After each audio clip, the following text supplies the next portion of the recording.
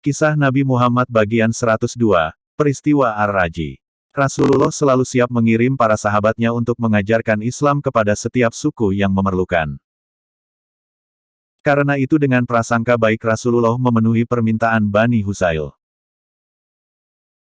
Saat itu utusan Huzail berkata, "Muhammad, di kalangan kami ada beberapa orang Islam, kirimkanlah beberapa orang sahabat Tuhan bersama kami yang kelak akan dapat mengajarkan hukum Islam dan Al-Quran kepada kami."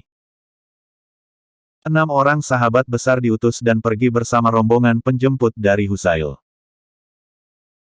Pengkhianatan terjadi ketika mereka sampai di pangkalan air Ar-Raji milik Bani Huzail. 6 orang sahabat itu dikepung.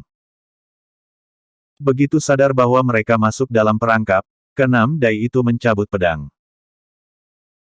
Hanya senjata itu yang mereka bawa, namun di wajah mereka tidak terlihat terasa gentar sedikitpun. Orang-orang Huzail berkata, "Demi Tuhan, kami tidak ingin membunuh kalian. Kalian akan kami jual kepada penduduk Mekah sebagai tawanan. Kami berjanji atas nama Tuhan kami bahwa kami tidak bermaksud membunuh kalian, karena itu menyerahlah." Ke-6 sahabat itu saling berpandangan. Mereka menyadari bahwa apabila mereka dibawa ke Mekah sebagai tawanan, mereka pasti akan disiksa habis-habisan dan dibunuh. Itu berarti pengkhianatan besar yang lebih berat daripada pembunuhan biasa. Setelah saling sepakat dalam hati, salah seorang sahabat menjawab, "Kami tidak akan menyerah, lakukan apa yang kalian mau, kami sudah siap bertarung membela kehormatan agama dan nabi kami." Maka orang-orang Huzail yang jauh lebih banyak jumlahnya itu pun menyerang. Ke-6 sahabat itu bertarung dengan gigih. Pedang mereka ayunkan dengan tangkas untuk menebas hujan panah atau menangkis tusukan tombak. Pertarungan tidak seimbang itu pun berakhir, 3 orang syahid dan 3 orang lagi berhasil ditangkap hidup-hidup. Mereka yang ditangkap itu adalah Abdullah bin Tariq, Zaid bin Adatsinah, dan Hubaib bin Adi. Kemudian mereka segera dibelenggu dengan kuat dan dibawa ke Mekah.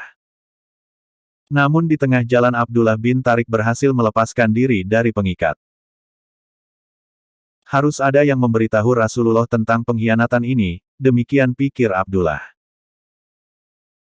"Aku harus berusaha meloloskan diri sekarang, namun jika gagal aku sudah siap menyusul ketiga temanku yang lain ke akhirat."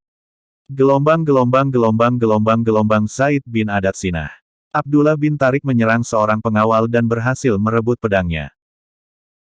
Dengan pedang itu ia berusaha merebut seekor kuda, namun orang-orang Huzail segera pulih dari rasa terkejutnya. Mereka mengambil batu dan melempari Abdullah dari belakang. Batu-batu sebesar kepalan tangan menghantam tubuh dan kepala sahabat mulia itu. Abdullah jatuh bersimbah darah dan gugur dalam keadaan yang sangat diimpikan setiap muslim. Syahid membela agama. Kedua tawanan yang lain terus dibawa ke Mekah dan dijual. Zaid bin Adatsinah dijual kepada Safwan bin Umayyah. "Aku akan membunuhnya sebagai balasan terbunuhnya ayahku di tangan mereka," geram Safwan dengan mata menyala-nyala. Ayah Safwan, Umayyah bin Khalaf, dibunuh Bilal bin Rabah dalam perang Badar. "Nastas," panggil Safwan keras-keras. Seorang budak berbadan tegap datang. "Siksa dan bunuh orang ini," perintah Safwan kepada Nastas. "Bawa dia ke tempat di mana semua orang bisa melihatnya," ujar Safwan. Zaid pun diseret-seret melalui jalan-jalan di Mekah. Sebagian orang menyoraki dan mencemoohnya. Sebagian lain menaruh kagum dalam hati melihat ketabahan Zaid. Tak terlihat sedikit pun rasa takut di wajah Zaid. Di tengah siksaan itu, Zaid tetap tampak berwibawa dan teguh seperti bukit cadas. Di tempat Zaid akan dibunuh, Abu Sufyan datang mendekat. "Zaid, orang segagah engkau tidak pantas mati begini," ujar Abu Sufyan. "Bersediakah engkau memberikan tempatmu itu pada Muhammad? Dialah yang harus dipenggal lehernya, sedang kau dapat kembali kepada keluargamu." Zaid menatap Abu Sufyan seakan heran dengan pertanyaan itu.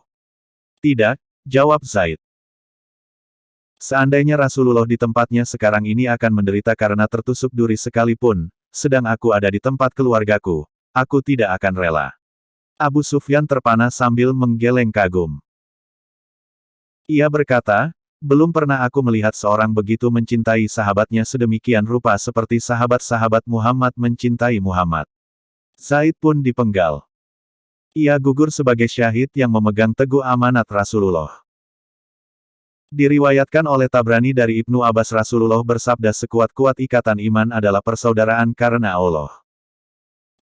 Cinta karena Allah. Dan membenci karena Allah. Bersambung bagian 103.